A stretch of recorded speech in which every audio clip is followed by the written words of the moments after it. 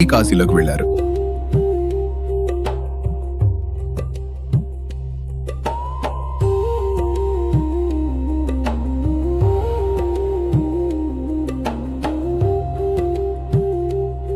అక్కడ ఒక వృద్ధ సన్యాసి నివసించేవారు. వారు ఆ సన్యాసితో ఇలా వెళ్లారు. బాబాజీ, ఇదేనా కుమారుడు? ఇతడు అంటున్నాడు తాను సన్యాసి కావాలనుకుంటున్నాడట. దయచేసి కొద్ది రోజులు ఇతని మీ దగ్గర ఉంచండి. చూడండి, ఈ మార్గం ఇతనికి సరిపోతుందా లేదా. ఇంకా 8 రోజుల్లో నాకు తెలుస్తుంది. ఇతడు నిజంగా సన్యాసి అవుతాడా లేక ఇల్లు నుంచి పారిపోయి వచ్చాడా అన్నది. కొన్ని సంవత్సరాలు ఆశ్రమంలో గడిచాయి. వారు సాధన, సేవ మరియు స్వాధ్యాయంతో తమ జీవితాన్ని పూర్తిగా దేవుడికి అర్పించారు. క్రమంగా వారు ఏకాంతవాసానికి సంకల్పించి గంగానది ఒడ్డున ఉండి జపం, ధ్యానంలో లీనమయ్యారు. పగలు రాత్రి ఒకే ఒక స్వరం మారుమోగేది. ఓం నమఃశివాయ, హర హర మహాదేవ్. ప్రతిరోజు అతని జీవితం ఒకే ఒక సాధనగా మారిపోయింది. ఇంట్లో గంగాజలంతో స్నానం, రోజు పొడవునా తీరంలో భక్తి, భజన, భిక్షలో దొరికిన దాన్ని ప్రసాదంగా భావించి స్వీకరించడం.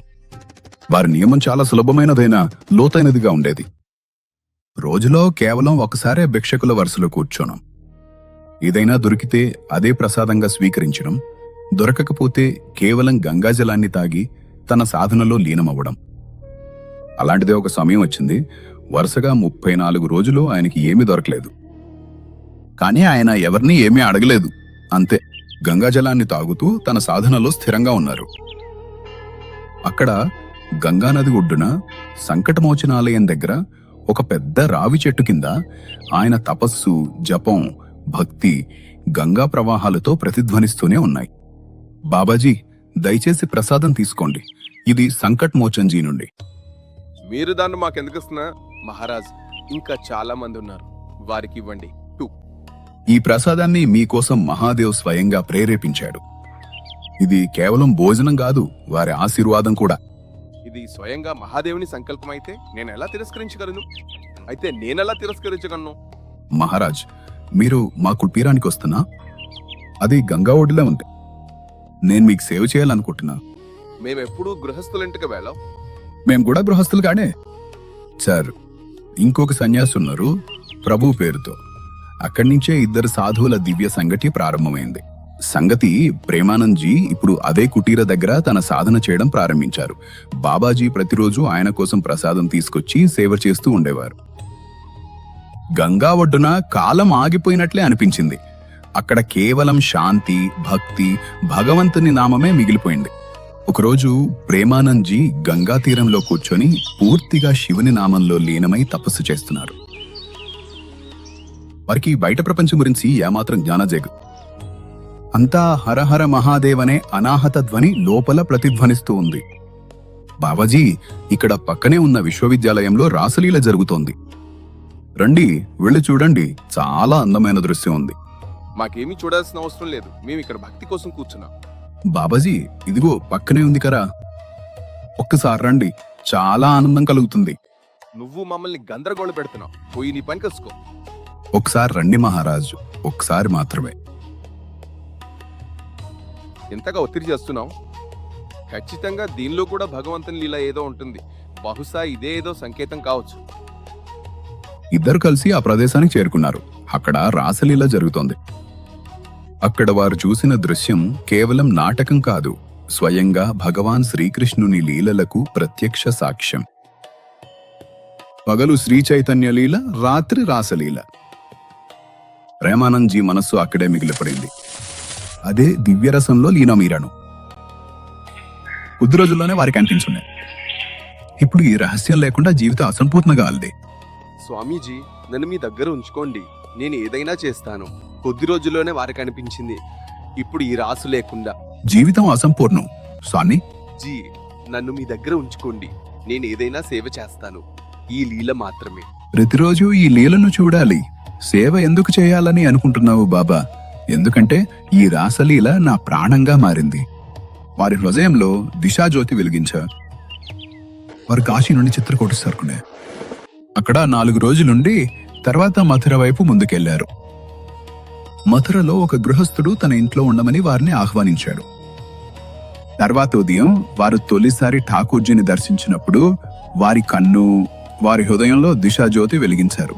కాశీ నుండి వారు చిత్రకూటుకు చేరుకుని అక్కడ 4 రోజులుండి తర్వాత మధుర వైపు ముందుకు వెళ్లారు. మధురలో గృహస్థుడు తన ఇంట్లో ఉండమని వారిని ఆహ్వానించాడు. మరుసటి ఠాకూజీ నా ధను అంటే ప్రభు పేరు మొప్పమే. బాబాజీ, మీరు గొప్ప సాధకులు. నేను మీకోసం ఏమి చేయగలను? ఏదైనా సేవ చెప్పండి. నాకేమీ అవసరం లేదు. మహారాజ్, బాబాజీ మీరు గొప్ప సాధికులు. నేను మీకోసం ఏమి చేయగలను? ఏదైనా సేవ చెప్పండి. నాకేమీ అవసరం లేదు మహారాజ్. మేము మీ సేవ చేయడానికి ఆకాశ. ఇవ్వండి, నాకొకటే పని ఉంది బేట. నన్ను బృందావనానికి తీసుకెళ్ళాలి. బృందావనం మహారాజ్, అది నిజమైన తీయతలు. ఇదే వారి బృందావనం. కొన్ని సంవత్సరాలు ప్రేమానందజీ బృందావనంలో ఉన్నాయి. వారి దినచర్య ఏకాంతం, సాధన, నామజపం, ఇంకా ఠాకూర్జీ పాదాల వద్ద. మునుపటి నిజమైన తీర్థం ఇదే వారి బృందావనం.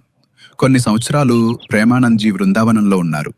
వారి దినచర్య ఏకాంత సాధన, నామజపం, ఠాకూర్జీ పాదాల వద్ద భక్తిలోనే గడిచేది. కానీ క్రమంగా బృందావనంలోని గుంపు, ఆ ఏకాంతం క్రమంగా శరీరం ఆయనను వదిలిపెట్టడం ప్రారంభించింది. పొట్టలో తట్టుకోలేని నొప్పి వచ్చేది, కొన్నిసార్లు ఊపిరి. కానీ క్రమంగా శరీరం ఆయనను వదిలిపెట్టడం ప్రారంభించింది.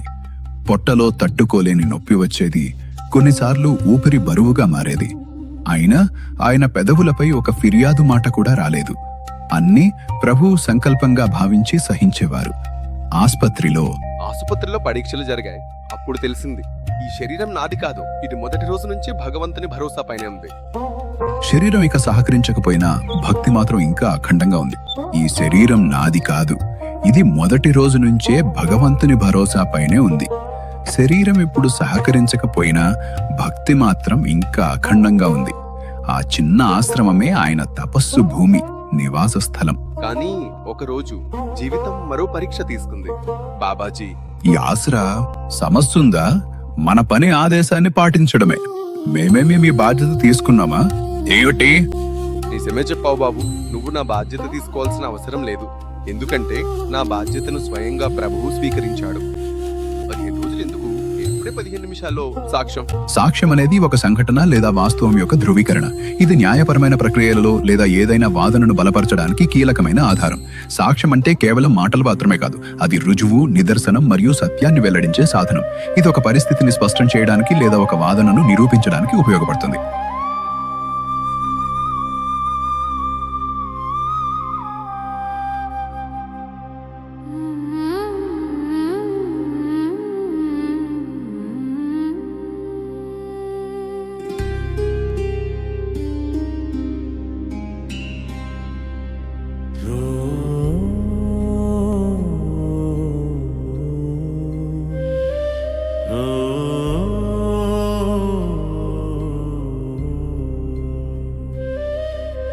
थक गया तन, मन भी टूटा, कहीं ठौर नहीं ना कोई छाया। वृंदावन की रज में लेटा, बस मन हृदय पर शुभ बहाया। यही तो राधा रानी की नगरी है, जहाँ हर पीड़ा भी प्रेम बनती है। अगर रहना है लिखा भाग्य में मेरे, तो ये व्रज भूमि ही मेरी शरण है। सोचा लौट चलूं अब काशी, जहाँ शांति की छाया मिले। पर मन बोला क्या भूले प्रभु, यहाँ भी तो राधा रानी बसे। राधे राधे राधे श्याम, राधे राधे श्री रे राम। जय गो बाबा, जय गो बाबा, जय गो बाबा, जय गो बाबा। राधे राधे राधे श्याम, राधे राधे श्री रे राम।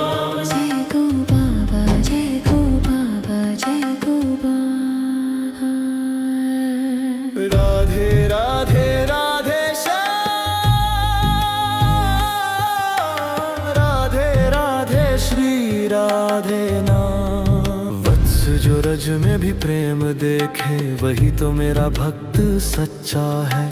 मत छोड़ो यह भूमि व्रज की, यह धूल ही मोक्ष का साचा है। माँ यही तो तेरी नगरी है। तो राधा रानी की नगरी है, जहाँ हर श्वास में राधा का नाम है। राधा राधा जपते जपते बीती रे उमरिया, अब तो बस तेरा ही धाम है। जो खो गया था वही पा लिया, तेरे प्रेम में ही संसार मिला। यही तो राधा रानी की नगरी है, जहाँ आंसू भी आरती बनती है। ఇక్కడ ఈ టీలపై ఎందుకు పడుకున్నావు? చలి కూడా చాలా ఉంది. ఇప్పుడు నాకు ఉండటానికి ఎక్కడా స్థలం లేదు. భగవంతుడే మిగిలారు. మహారాజ్, ఒకటి అడుగుతాను, ఇక్కడ ఎక్కడైనా లాడ్లీ ఉంటుందా? బాబాజీ, ఇక్కడ విరక్త సాధువులు మాత్రమే ఉంటారు. వారు కేవలం శ్రీ మదన్ మోహన్ సేవలోనే ఉంటారు. ఇక్కడ లాడ్లీ ఎవరూ ఉండరు ప్రభు. ఆ క్షణంలో ఆయన హృదయంలో ఆ కల మళ్ళీ మెరిపింది. లోపలెవరో ఇలా అడుగుతున్నట్టు అనిపించింది. ఇదే ఆ సంకేతమా? అదే కృప రాధారాణి. వారు స్వల్పమైన చిరునవ్వుతో లేచారు. ప్రభువు స్వయంగా ముందుకు వెళ్లే మార్గాన్ని తెరిచినట్టు. తర్వాత ఉదయం వారు మళ్లీ పరిక్రమకు బయలుదేరారు. ప్రతిరోజు బయలుదేరినట్లే. కానీ ఆ రోజు ఏదో ప్రత్యేకంగా అనిపించింది. వారు ఒక మందిరం దగ్గరగా వెళ్ళినప్పుడు వారు స్వల్పమైన చిరునవ్వుతో లేచారు. ప్రభువు స్వయంగా ముందుకెళ్లే మార్గాన్ని తెరిచినట్టు.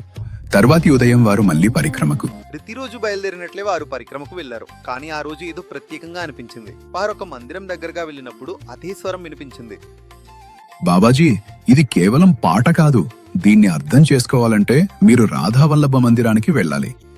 అనేక జన్మల తపస్సు మరియు విరక్తి తర్వాత ఈ రోజు ఆ పవిత్రమైన అనేక జన్మల తపస్సు మరియు విరక్తి తర్వాత ఈ రోజు ఆ పవిత్ర రక్షణ వచ్చింది. శ్రీ ప్రేమానందజీ ఆ ద్వారం వద్దకు చేరుకున్నప్పుడు అక్కడ భక్తి ఒక కొత్త రూపంలో ప్రేమ మార్గంలో ప్రవహించబోతోంది. దృష్టి శ్రీ రాధావల్లభ మందిరంపై పడగానే నిన్న దర్శవలేరు. అది ఆత్మ మరియు పరమాత్మ మధ్య కలయిక. భక్తుడు